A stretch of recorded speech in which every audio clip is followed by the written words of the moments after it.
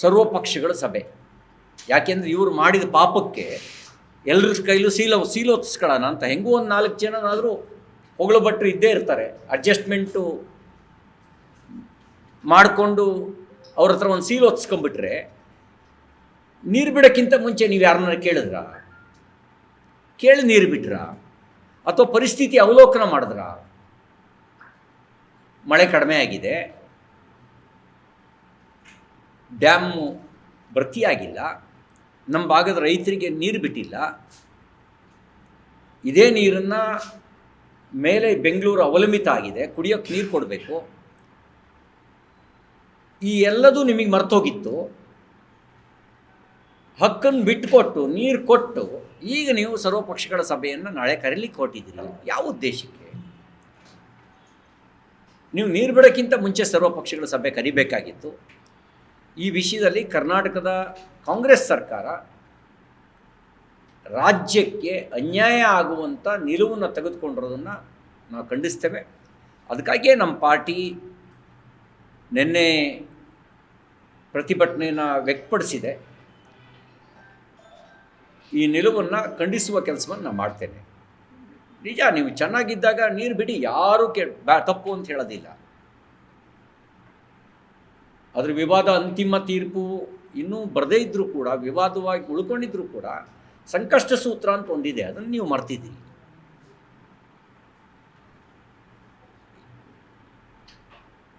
ಗ್ಯಾರಂಟಿಗಳ ಆಸೆ ತೋರಿಸಿ ಜನರಲ್ಲಿ ಒಂದು ವಿಶ್ವಾಸ ಮೂಡಿಸಿ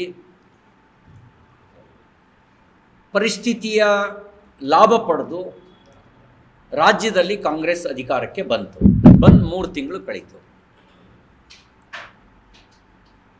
3 ತಿಂಗಳಲ್ಲಿ ಅವ್ರು ಹೇಳ್ತಾರೆ ಸಾಧನೆ, ಉಚಿತವಾಗಿ ಹೆಣ್ಣು ಮಕ್ಕಳಿಗೆ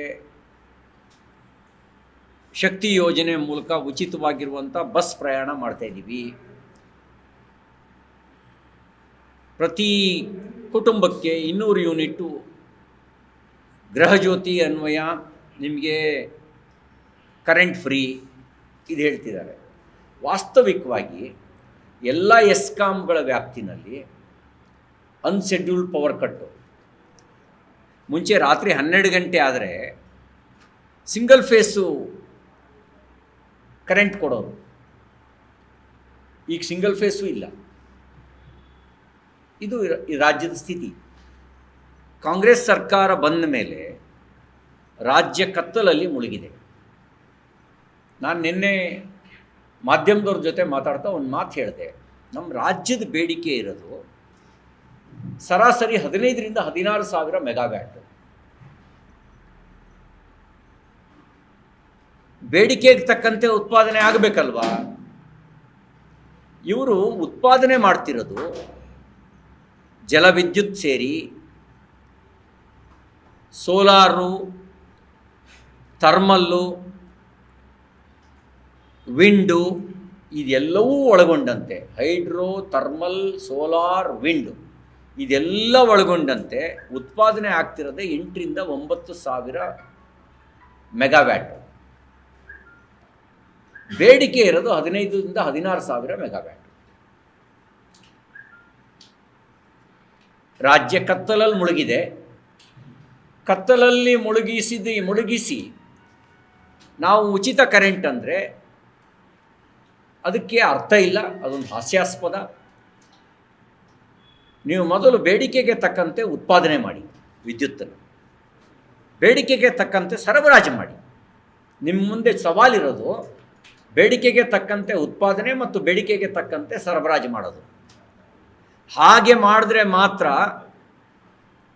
ನಮ್ಮ ಕೈಗಾರಿಕೆಗಳು ನಡೀತವೆ, ನಮ್ಮ ಪ್ರೊಡಕ್ಷನ್ನು ಅಂದ್ಕೊಂಡ ಪ್ರಕಾರ ಪ್ರೊಡಕ್ಷನ್ ಮಾಡಲಿಕ್ಕೆ ಸಾಧ್ಯ ಆಗುತ್ತೆ. ಆ ಪ್ರೊಡಕ್ಷನ್ ಮಾಡಿದ್ರೆ ಅದ್ರ ಮೇಲೆ ಅವಲಂಬಿತರಾಗಿರೋರಿಗೆ ಉದ್ಯೋಗ ಸಿಗುತ್ತೆ. ನೀವು ಅದನ್ನು ಬಿಟ್ಟು ತಾತ್ಕಾಲಿಕ ರಾಜಕೀಯ ಲಾಭದ ಅಮಿಷ ತೋರಿಸಿ ನೀವು ರಾಜ್ಯವನ್ನು ಕತ್ತಲಲ್ಲಿ ಮುಳುಗಿಸೋದಕ್ಕೆ ಹೊರಟಿದ್ದೀರಿ. ಇದು ಮಳೆಗಾಲದಲ್ಲಿ ನಂದು ಈ ಪರಿಸ್ಥಿತಿ ಹೇಗೆ ಹೇಳ್ತಾ ಇರೋದು ಮಳೆಗಾಲದ ಪರಿಸ್ಥಿತಿ. ಬೇಸಿಗೆನಲ್ಲಿ ಇನ್ನೇನು ನೀವು ಊಹೆ ಮಾಡಿಕೊಳ್ಳಿ. ಇದು ಈಗ ಆಗಸ್ಟ್ ತಿಂಗಳು, ವಾಸ್ತವಿಕವಾಗಿ ಇದು ಮಳೆ ಬಂದಿದೆಯೋ ಇಲ್ವೋ ಅದಕ್ಕೆ ಕಾರಣ ಹೇಳಿದ್ರೆ ಅವ್ರು ನಂಬ್ತಾರೋ ಬಿಡ್ತಾರೋ ಗೊತ್ತಿಲ್ಲ. ಕಾಕತಾಳೀಯನೋ ಅಥವಾ ಕಾಲ್ಗುಣನೋ. ಕಾಂಗ್ರೆಸ್ ಬಂದಾಗೆಲ್ಲ ಬರಗಾಲವೇ ಹೆಚ್ಚಿನ ಪ್ರಮಾಣದಲ್ಲಿ. ಅದು ಕಾಲ್ಗುಣ ಅಂತಲೂ ಹೇಳಿ ಬೇಕಾದ್ರೆ ಕರೀರಿ, ಕಾಕತಾಳೀಯ ಅಂತ ಬೇಕಾದ್ರೆ ಕರೀರಿ, ನಮ್ಮ ದುರ್ದೈವ ಅಂತ ಬೇಕಾದ್ರೂ ಅದಕ್ಕೆ ನಾವು ಕರ್ಕೊಳ್ಳೋಣ. ಆದರೆ ಪರಿಸ್ಥಿತಿ ಏನು ಅಂದರೆ ಅವರು ಬಂದಾಗ ಡ್ಯಾಮ್ ಭರ್ತಿಯಾಗಿದೆ ಅನ್ನೋ ಉದಾಹರಣೆ ಕಡಿಮೆ. ಕಾಂಗ್ರೆಸ್ನವ್ರ ಅಧಿಕಾರಕ್ಕೆ ಬಂದಾಗ ದೇವರು ದಿಂಡ್ರ ಮೇಲೆ ನಂಬಿಕೆ ಇದ್ದರೆ ಒಂದಿಟ್ಟು ದೇವರಾರು ಕೃಪೆ ತೋರಿಸ್ತಾನೆ. ಮುಂಚೆನೇ ಇವಕ್ಕೆ ದೇವರು ದಿಂಡ್ರು ಜನ ಮೆಚ್ಚೋದಕ್ಕೇನೋ ಒಂದಿಟ್ಟು ಎಲೆಕ್ಷನ್ ಟೈಮಲ್ಲಿ ಅಡ್ಬೀಳ್ತಾರೆ. ಬಾಕಿ ಟೈಮಲ್ಲಿ ಇವರಿಗೆ ದೇವ್ರ ಮೇಲೂ ನಂಬಿಕೆ ಇಲ್ಲ, ದಿಂಡ್ರ ಮೇಲೂ ನಂಬಿಕೆ ಇಲ್ಲ. ಇದು ಪರಿಸ್ಥಿತಿ ಇದು.